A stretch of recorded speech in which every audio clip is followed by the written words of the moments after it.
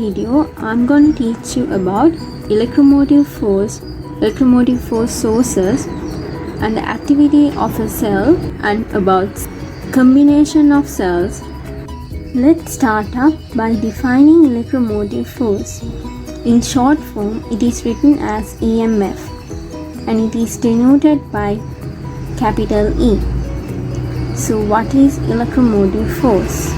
The increase of potential energy of a charge of 1 coulomb when it flows through the source of electromotive force is defined as E. Since it is an increase of potential energy of a charge of 1 coulomb, the units of E is joules per coulomb, also called volts. Volt. What are sources of electromotive forces? A device that can generate and maintain an electrical potential difference across the terminals of a conductor is known as an electromotive force source. Examples for electromotive force sources are electric cells, electric generators,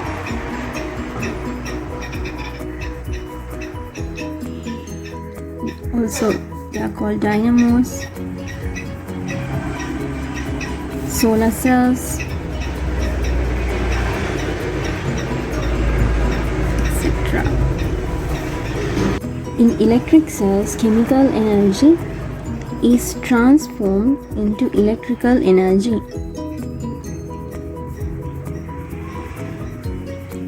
In electric generators, mechanical energy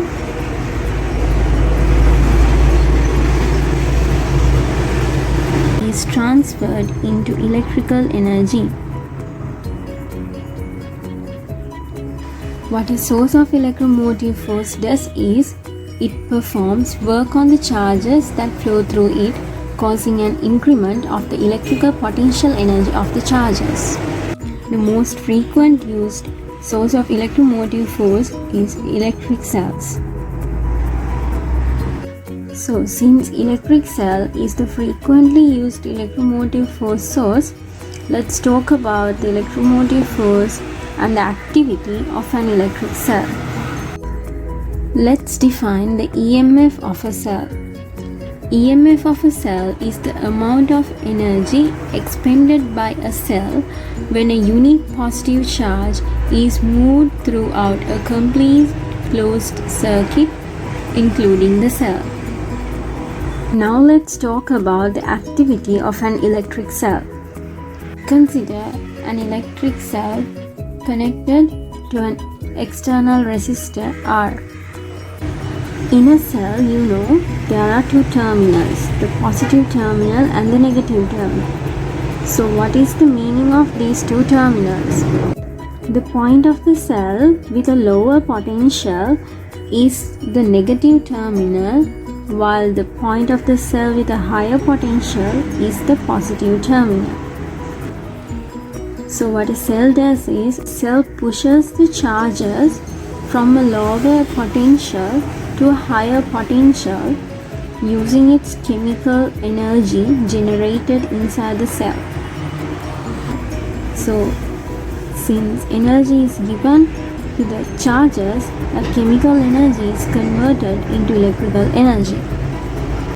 It has the ability to increase the potential energy of a charge of 1 coulomb when it flows through this cell. This flow of charges continues until the energy of the cell is completely used. And you should remember, a cell never generates any charges. All what it does is provides energy to the charges. Now what happened to the charges along an external resistor like this is the charges flows from the positive terminal to the negative terminal spontaneously. But in a cell, the charges are kept from the negative terminal to the positive terminal using its chemical energy. The chemicals inside the cell, the electrolyte, and the nature of electrodes imposes a certain resistance to the motion of charges inside this cell. So that resistance is called as internal resistance of the cell. You denote it by simple R. Now here, when a current is not flowing through the terminals of the cell, the potential difference across its terminals is equal to the EMF of the cell when a current is not flowing. But when a current flows, a certain amount of this energy is expended to overcome this internal resistance. So the potential difference across its terminals will not be E. It will be E minus the energy expended to overcome this resistance. Now consider 4 cells connected in series with each other like this.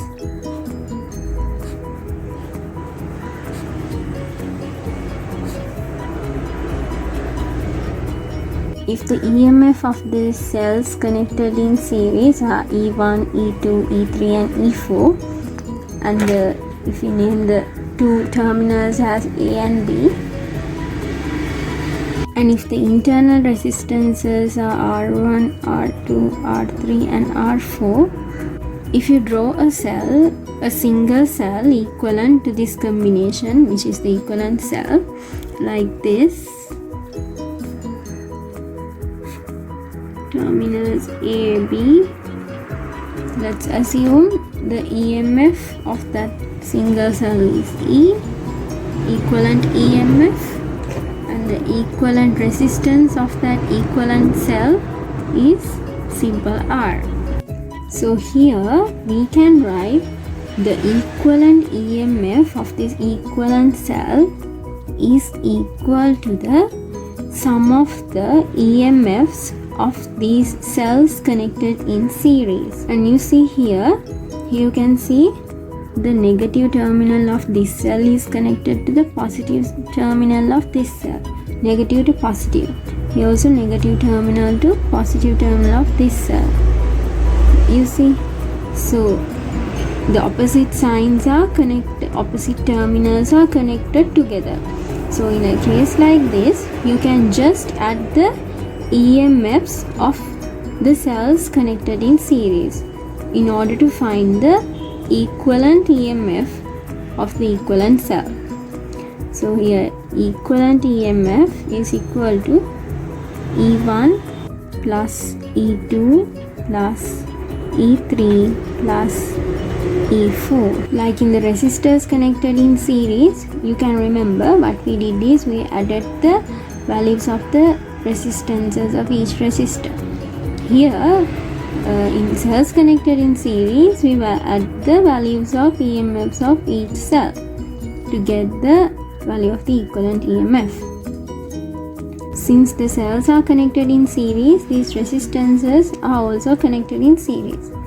So the equivalent resistance R of this equivalent cell can be written as R1 plus R2 plus R3 plus R4. By now you all know this. For a better understanding of finding the equivalent EMF of a cell combination in series, consider a cell combination like this. Now assume the EMF of this cell as E1, E2, E3, E4, E5, and the internal resistances as R1, R2, 3, R4 and R5. Now here you see, here the positive terminal of this battery is this, negative terminal is this, and this negative terminal is connected to the positive terminal of this battery, and its negative terminal is this, and the negative terminal of this battery is connected to the negative terminal of this.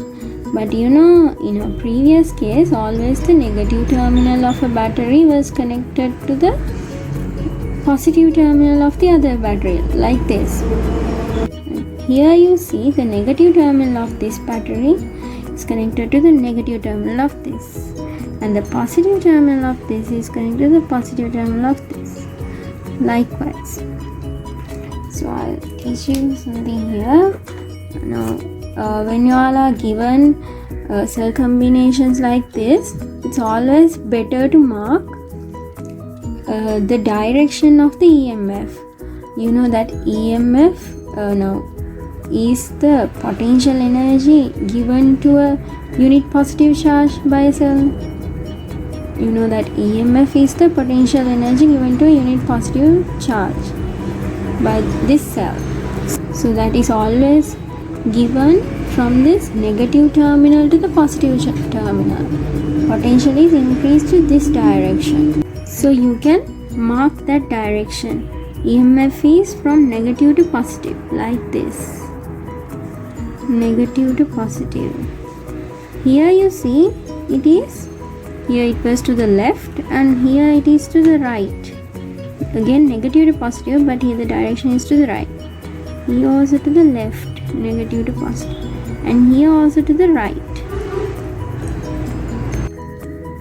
So when finding the equivalent EMF, if we consider the EMFs to the left direction as positive, you have to consider the EMFs to the other direction as negative. So if this is the equivalent cell,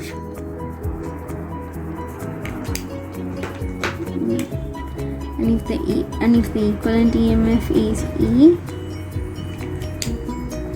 and the equivalent resistance is R here. Here the equivalent EMF can be written as E equals E1 plus. It is, we consider it as plus direction. E2 also plus direction. And here you see E3 is against these two, opposite to that direction. So we write it as minus E3. When these two cells tries to move charges to this direction, increase their potential in that direction, this cell increases the potential to this direction. So it actually decreases the potential to this direction, you see. So we write it as minus E3. So minus E3 here. Okay. And here again this is to left. So it's plus E4. And again this one is also increasing the potential to the other direction, like in E3. So that is also written as minus E5. So these three E1, E2, E4 cells tries to increase the potential to the leftwards, while E2 and E5 tries to increase the potential to the right side. So it actually tries to decrease the potential to the left. So we write them as minus. So likewise you have to consider the direction of EMF in situations like this. And finding the equivalent resistance of this equivalent cell is really easy, as you all have learned this before. No directions are considered in resistances, okay? It's just resistance. So you add them R1, R2, R4 and R5 like this. So this is how you're gonna find the equivalent EMF in a case like this. Now let's see how to find the equivalent EMF of the equivalent cell of a cell combination in parallel. If you consider a parallel cell combination like this, if the EMF of this is E1, E2 and E3, and their internal resistances as R1, R2 and R3, and if we draw the equivalent cell like this, and assume the equivalent EMF of that equivalent cell is E and the equivalent resistance is R. We can write a relationship between the equivalent EMF and the equivalent resistance of this equivalent cell and the equivalent EMFs and the equivalent resistances of this cell combination like this. E over R is equal to E1 over R1 plus E2 over R2 plus E3 over R3.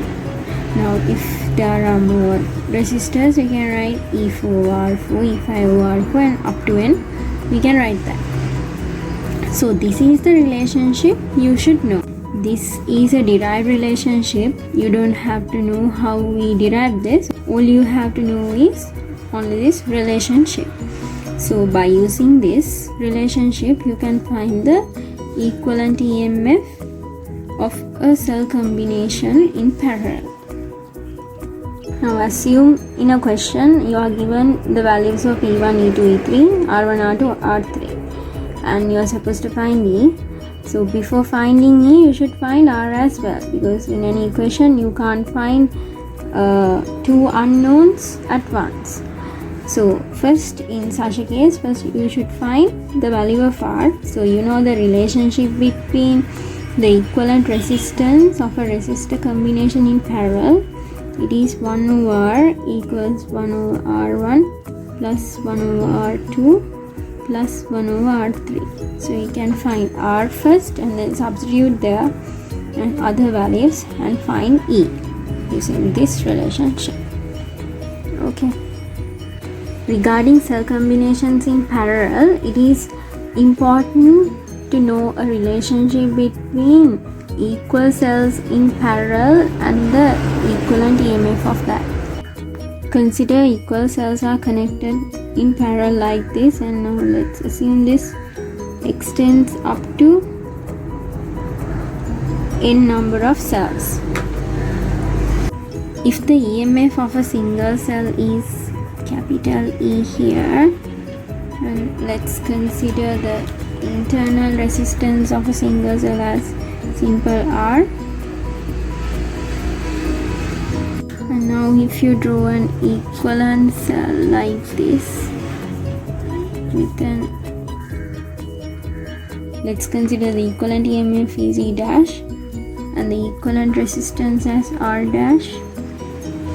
So according to the relationship we know by now, we can write this equivalent EMF E dash over equivalent resistance R dash equals to E over R plus E over R plus E over R.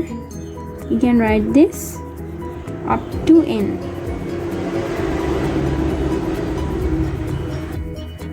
And you know the equivalent resistance is R dash can be written as R over N. Why? I taught you earlier, when equal resistors are connected parallelly, the value of equivalent resistance is value of a single resistor divided by the number of resistors. So R dash can be written as R over N. So if we substitute this here, you can write E dash over R over N equals, now this extends up to N. So you can write N times E over R here. And then now this N comes here like this, because so what happens here, this N to N gets cancelled and this R to R gets cancelled. So finally you get E dash is equal to E. So now you see the value of this equivalent EMF is equal to the EMF of a single cell in a cell combination of equal cells in parallel. So that is an important point you should remember regarding this. When equal cells are connected parallelly, the value of the EMF of the equivalent cell is equal to the value of the EMF of a single cell. Okay, I hope it is clear.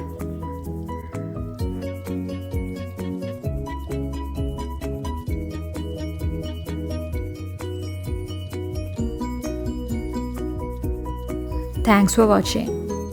Hope this video was helpful. If you did, make sure to give it a thumbs up and leave a comment below. Subscribe us and click the bell icon for more videos like this.